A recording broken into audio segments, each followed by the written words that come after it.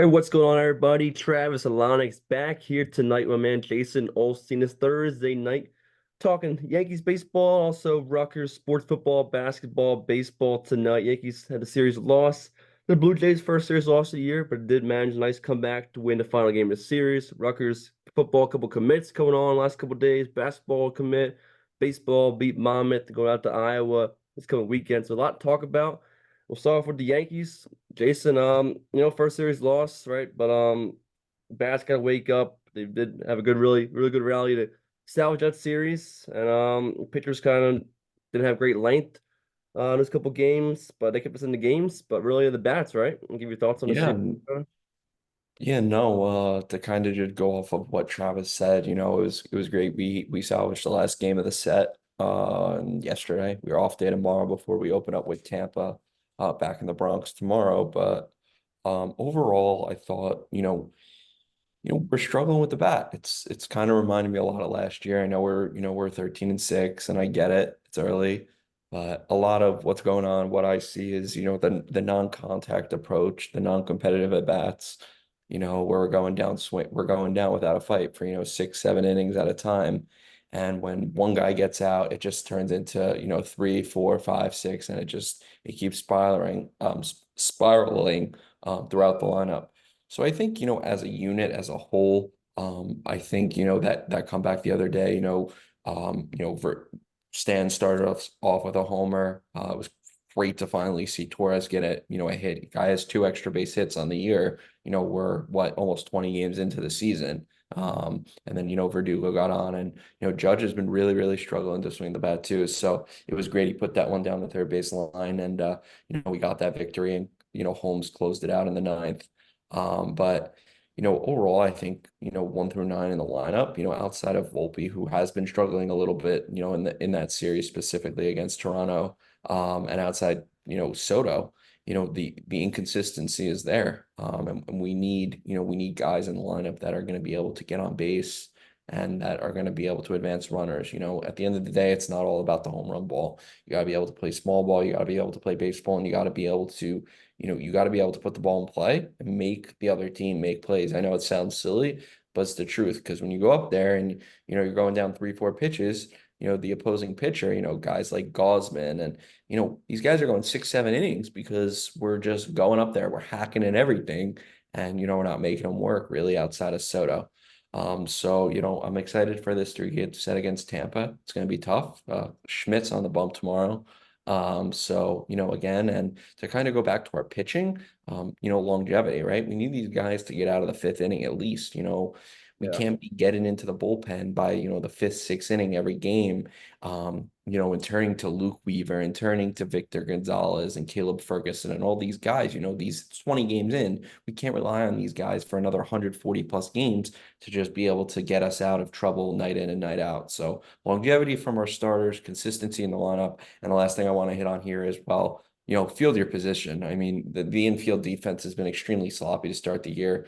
Torres is nonchalant at second base, just not making the plays he should. Rizzo's really struggling to field the ball. Rizzo's a great first baseman, one of the perennial first basemen, in the league throughout his entire career, both, with the Cubs and then since he came over here. So I think, just really focusing defense, infield defense specifically, more length from our pitchers, and just, our lineup as a whole, just, making sure we put the ball in play and, make the opposing team make a play. But, we're 13-6, we're in a good place, but hey, the division's deep, the division's really good. So every game and every series is going to be a dogfight, right? That's what they say. You're a good team if you win series. So let's go take 2 out of 3 from Tampa and maybe even 3. I know it's hard to sweep, but yeah, we should be good from there. But overall, you're not going to win every series, so hopefully we'll get Yeah. back on track tomorrow night in the Bronx. Yeah, great points, Jason.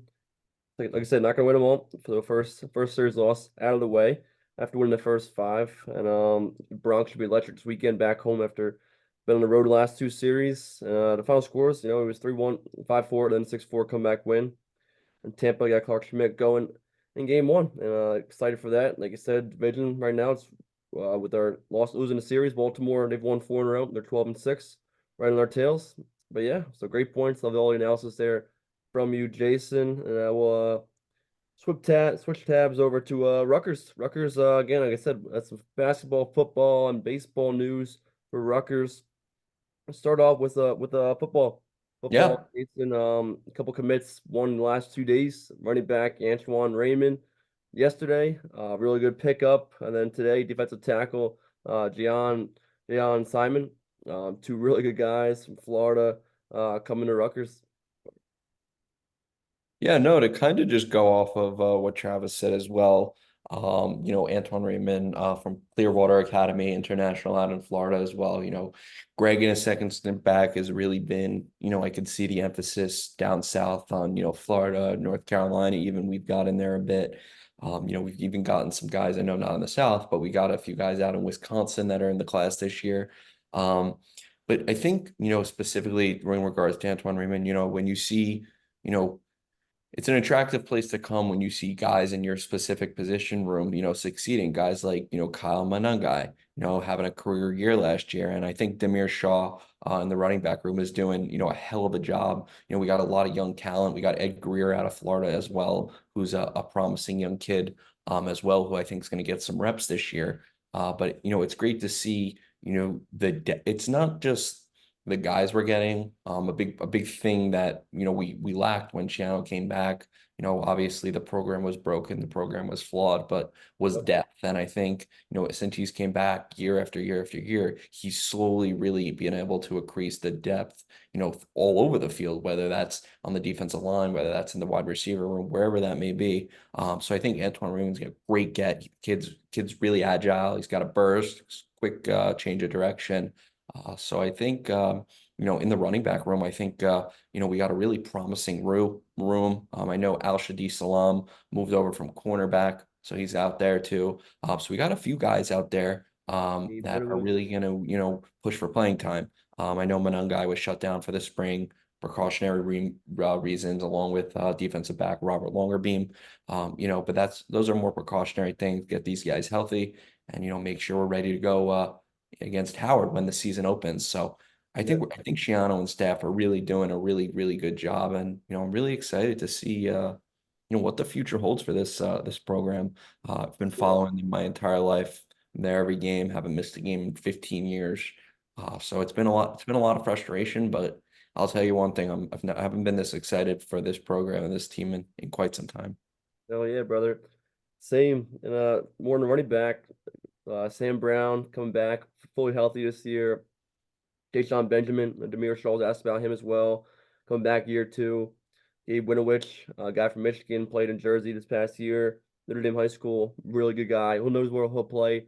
He's an absolute freak of nature, built. So he'll play running back, maybe defense. But like you said, it's huge. The depth we have a ton of guys in the room, but they're all quality guys. They're not just numbers, not just bodies. Those guys are dogs in there.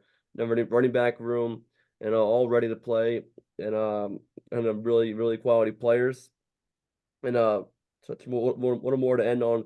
Raymond, 4-star guy who reclassified to 2024 class and roll this year, be on team this fall, which is awesome to hear. And then quickly go over to Yeah, tonight's guy, Gian Simon, 6'3", 280, listed on Rivals.com, Jacksonville, Florida. Jason, he had plenty of other big Division I offers, yeah, Power 5 offers, and he chose to commit to Rutgers. It was I saw his video live. He hold USC sign, and then he said, "Nah, I'm going to Rutgers." yeah. Pretty cool. He Love to see that. And he says he just chose Rutgers because all the things there kind of fit what he wanted in a roundabout way. He was Yeah, awesome. no, to kind of go off what you said, you hit it. But yeah, no, USC, NC State, Auburn, Pitt.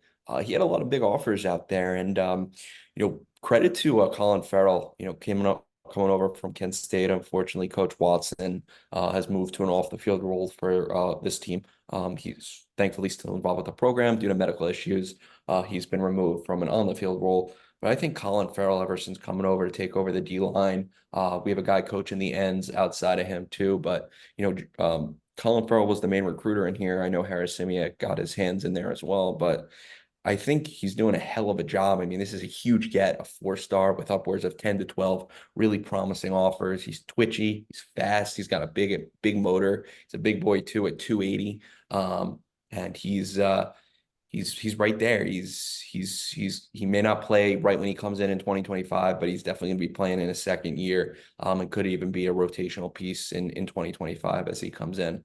So again, as I said before, the biggest thing to be a successful team in the Big Ten is not only having talent, but having depth behind that talent because guys get hurt. Guys, it's a long season, it's grueling, 12 games, a bowl game if you make one. And it's about staying healthy and it's about having guys that you could rely on, that you're comfortable with playing, when other guys do get hurt. So I think Shiano and staff are doing a hell of a job. And, I'm really excited to a few more months. We're going to have football back, but I'll be at the spring game in about 2 weeks. Just to kind of knock it over to the hardwood real quick as well. Some exciting news over there. Peichel and staff have been trying to revitalize this roster. With Ace and Dylan coming in and Bryce Dortch and Dylan Grant. I think we have really exciting young group of kids coming in. But as I said before, depth, right? You need guys off the bench that you can rely on. And I think getting Jordan Durkak the other day is, awesome. NEC player of the year, a workhorse defensively, attacks the basket, has a great percentage by the rim.